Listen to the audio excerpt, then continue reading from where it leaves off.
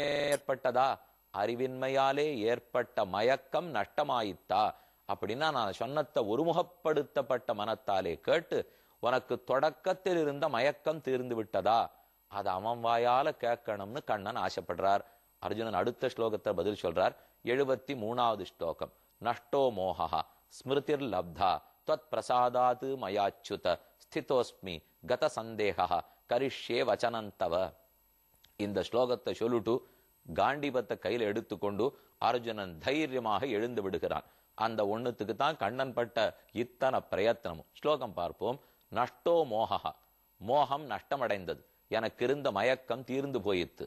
ஸ்மிருதிஹி லப்தா, லப்தா அடைந்தேன், நான் அடைந்தேன். ஸ்மிருதி உண்மை அறிவை அடைந்து விட்டேன், என் மயக்கம் தீர்ந்து விட்டது, உண்மை அறிவை பெற்றேன். யாராலே? ஹே அச்சுத, ஆசிரிதர்களை நழுவ விடாதவனே, பிடித்தவர்களை பிடி நழுவ விடாதவனே. மயா என்னால் மோகம் தீர்ந்து போயிற்று.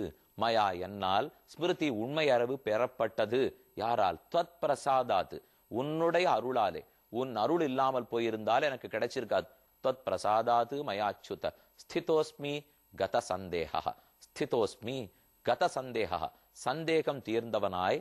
ஸ்திதோஸ்மி, என் இயற்கை நிலையை அடைந்து விட்டேன். அப்படின்னா ஏற்கனவே நான் மயங்கி இருந்தேன், அழுதுன்னு இருந்தேன், கைகால் நடுங்கின்றது, புரியல. இப்ப ஸ்திதோஸ்மி, நான் நன்கு நிலை பெற்ற நிலையை அடைந்து விட்டேன். கத சந்தேகா, மயக்கம் தீர்ந்து விடுத்துனாலே நிலை பெற்றுடுவோம்.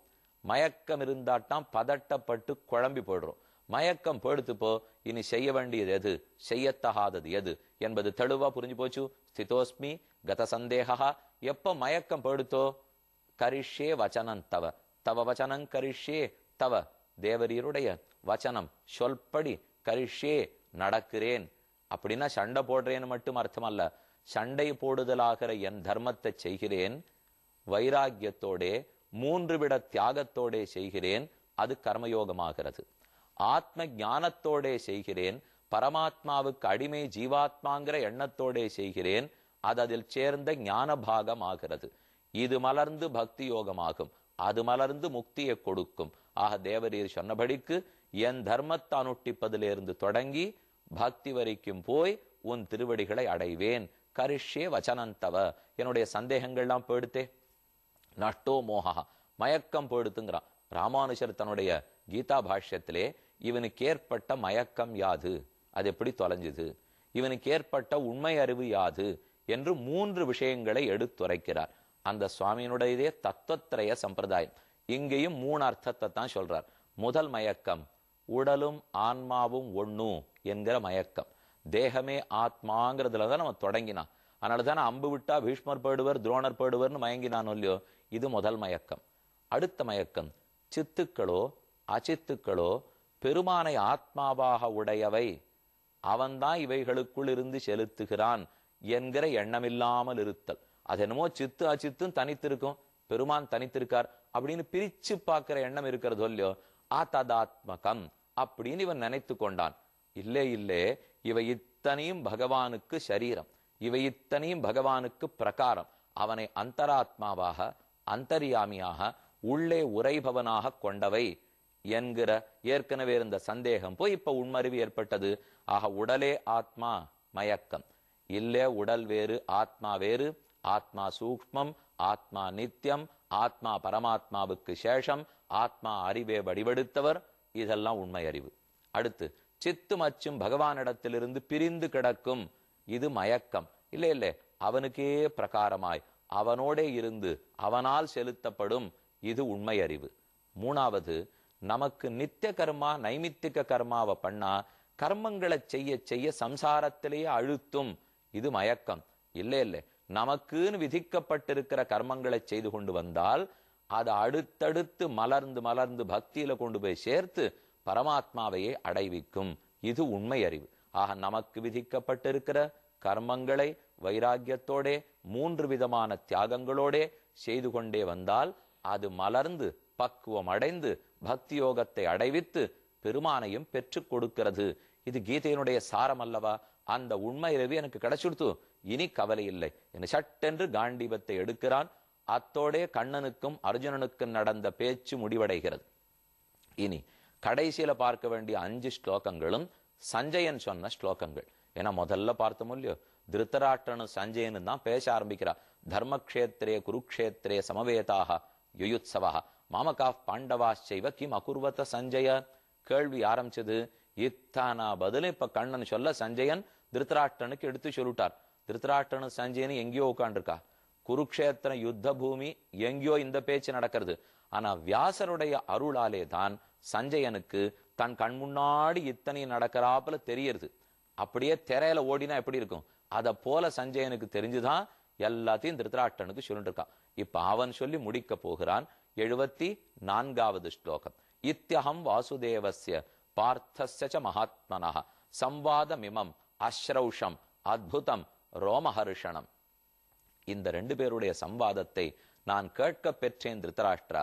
இதி என்று அகம் நான் வாசுதேவஸ்ய பார்த்தஸ்ய மகாத்மனஹ வாசுதேவனுக்கும் மகாத்மாவான பார்த்தனுக்கும் நடந்த உரையாடல். சம்வாதம் அப்படின்னா உரையாடல். இமம் இந்த சம்வாதத்தை கீதையாகிற உரையாடலை அகம் நான் அஸ்ரௌஷம் நன்கு கேட்டேன். கேட்டது எப்படி இருந்து தெரியுமா? அது அத்புதம் ரோமஹர்ஷணம், வியப்பாக இருந்தது, மயிர்கூச்செறிய வைக்கிறா போலே இருந்தது. வாசுதேவனும் மகாத்மாவான அர்ஜுனன்கிறான். வாசுதேவன்கிறதுனாலே வசுதேவன் பிள்ளை கண்ணன் அப்படின்னுட்டாலே அர்ஜுனனுக்கு உறவுன்னு ஆயிடுத்து இல்லையா? அவ்வளவு நெருக்கம் திருத்தராஷ்டிரா. நீ என்னமோ உன் பிள்ளைகள் ஜெயிக்க போறாளான்னு கேட்டிருக்கே. அங்கேயோ கண்ணனும் அர்ஜுனனும் அவ்வளவு நெருக்கமா இருக்கா. மகாத்மாவான அர்ஜுனனோ கண்ணனை தவிர நமக்கு ஒரு பற்று கிடையாதுன்னு சொல்லுகிறான். அவர்களுக்கு நடந்த சம்பாஷணத்தை நன்கு கேட்டுக்கொண்டேன். சம்வாதம் இதம் அஸ்ரௌஷம் அத்புதம் ரோமஹர்ஷணம். அடுத்த ஸ்லோகம் 75. வியாச பிரசாதாத்து ஸ்ருதவான் ஏதத் குஹ்யதரம் பரம் யோகம் யோகேஸ்வராத் கிருஷ்ணாத் சாட்சாத் கதயதா ஸ்வயம். ரொம்ப ஆச்சரியமான ஸ்லோகம். இது எதனால தெரியுமா என்னால பார்க்க முடிஞ்சது? அர்ஜுனனுக்கு கண்ணன் உயர்ந்த கண்களை கொடுத்தார், விஸ்வரூபத்தை காட்டிட்டார். எனக்கு எப்படி தெரியும்? வியாச பிரசாதாத் வியாசருடைய அருளாலே கிட்டித்து. ஸ்ருதவான் இது நன்கு நான் கேட்டேன். வியாசருடைய அருளால தான் இது இத்தனை கேட்க முடிஞ்சது. குஹ்யமகம் பரம் பரம் குஹ்யம் ரகசியங்களிலே மிகச் சிறந்தது, மிக உயர்ந்த மோட்சத்தை அடைவிக்க கூடிய வழிகளை சொல்லக்கூடியது. அப்படிப்பட்ட குஹ்யமான இந்த சாஸ்திரத்தை அகம் ஸ்ருதவான் நான் கேட்டேன். எதாலே? வியாச பிரசாதாத் யோகம் யோகேஸ்வராத் கிருஷ்ணாத் வியாசருடைய பிரசாதத்தால நான் கேட்டேன். ஆனா எனக்கு வியாசர் சொல்லலே, கண்ணன் சொன்னதை கேட்டேன். அர்ஜுனன் சொல்லலே, கண்ணன் சொல்லி கேட்டேன். அப்ப கண்ணன் நேரே சொல்ல நான் கேட்டேன். கண்ணன் எங்கேயோ இருக்கார், நான் எங்கேயோ இருக்கேன். ஆனால் யோகம் இந்த கீதையாகிற யோக சாஸ்திரத்தை யோகேஸ்வராத்து கிருஷ்ணாத்து கல்யாண குணங்கள் அனைத்தும் சேர்ந்திருக்கக்கூடிய கண்ணனிடத்திலிருந்து சாட்சாத்து கதயதா நேர கண்ணனே சொல்ல, சாட்சாத் கண்ணன் சொன்னார், நான் கேட்டேன். அப்ப ஆர் மூலமாவோ இல்லே, நானே நேரே கேட்டேன். கதயதா ஸ்வயம் என்பது 75வது ஸ்லோகம். அடுத்து 76வது ஸ்லோகம். எத்தனை நாழி நினைச்சாலும் திருத்தராஷ்டிரா நினைவு போகவே இல்லை. நீ இதன் அர்த்தத்தை புரிந்து கொண்டாயோ அல்லவோ, அர்ஜுனதை பொருளை தேர்ந்தானோ அல்லனோ, பீஷ்மனும் துரோணரும் ஞாபகம் வைத்துக் கொண்டார்களோ அல்லர்களோ, ஆனால் நான் கேட்டதை நினைக்கிறேன் நினைக்கிறேன் நினைக்கிறேன். அவ்வளவு மகிழ்ச்சியாக உள்ளது. 76வது ஸ்லோகம். ராஜன் சம்ஸ்பிருத்ய சம்ஸ்பிருத்ய சம்வாதம் இமம் அத்புதம் கேசவார்ஜுனயோகோ புண்ணியம் ஹிருஷ்யாமிச்ச முகுர் முகுஹு. ஹே ராஜன் திருத்தராஷ்டிரனே, சம்ஸ்பிருத்ய சம்ஸ்பிருத்ய ஸ்மிருதி நினைவு, நினைத்து நினைத்து, சம்ஸ்பிருத்ய சம்ஸ்பிருத்ய சம்வாதம் இதம் அத்புதம் இதம் இந்த அத்புதம் வியப்பளிக்க கூடிய சம்வாதம். எல்லாமே வியப்பா இருக்கே திருத்தராஷ்டிரா. யாரானு 700 ஸ்லோகத்தை குறைச்சலான காலத்துல சொல்ல முடியுமா? பரமேஸ்வரன் எங்கேயானு இறங்கி வந்து ஒரு வெறும் சம்சாரி ஒருத்தன் அர்ஜுனன் கேட்டதுக்காக சொல்லுவரா? அதுவும் யுத்த பூமியில நின்று சொல்லுவரா? வியாசரை கொண்டு எனக்கு அது தெரியட்டும்னு பண்ணுவரா? எதை நினைத்தாலும் எனக்கு ரொம்ப வியப்பா இருக்கு. இமம் சம்வாதம் அத்புதம் கேசவார்ஜுனயோகோ கேசவனுக்கும் அர்ஜுனனுக்கு நடந்த இந்த உரையாடல் புண்ணியமான உரையாடல். புண்ணியம் அத்புதம் இமம் சம்வாதம். இதை கேட்பவர்களுக்கே புண்ணியத்தை கொடுக்கும், சொல்லுபவனுக்கு புண்ணியத்தை கொடுக்கும். அப்படிப்பட்ட புண்ணியமான இந்த சம்வாதத்தை ஹிருஷ்யாமிச்ச முகுர்முகுகு முகுர்முகுகு மறுபடியும் மறுபடியும் ஹிருஷ்யாமி. ஒரு பக்கம் வியப்படைகிறேன், மற்றொரு பக்கம் ஆனந்தப்படுகிறேன். ஹர்ஷம்